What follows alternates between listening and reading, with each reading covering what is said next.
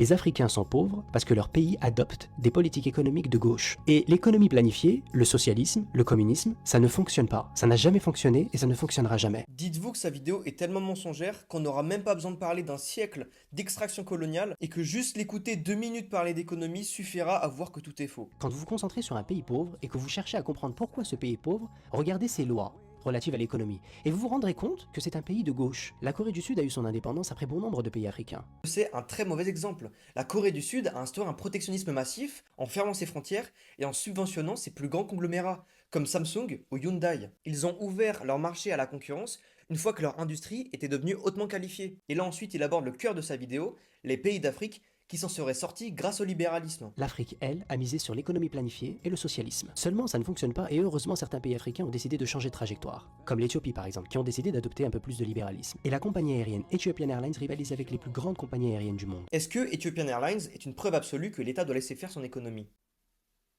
Bah la réponse c'est non. Parce que Ethiopian Airlines, c'est une entreprise qui est 100% publique.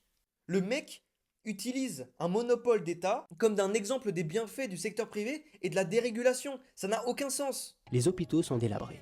Et les Français n'arrivent pas à comprendre.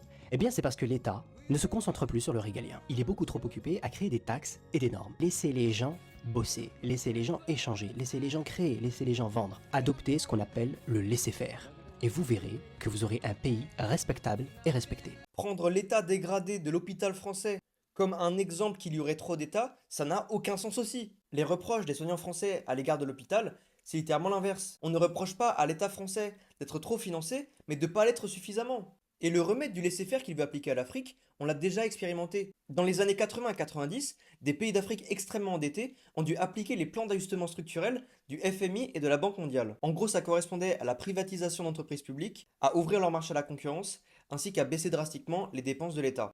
Dans beaucoup de pays, les budgets alloués à l'éducation et à la santé ont été sévèrement réduits, parfois de plusieurs dizaines de pourcents. Ça veut dire qu'une partie de ces pays africains ont justement appliqué ces politiques de réduction de l'intervention de l'État que tu recommandes, tout en blâmant leurs conséquences. Au fond, le problème de cette vidéo n'est pas qu'elle défend le libéralisme. Le vrai problème, c'est que les exemples que tu utilises dans ton argumentaire ne prouvent pas ce que tu prétends démontrer.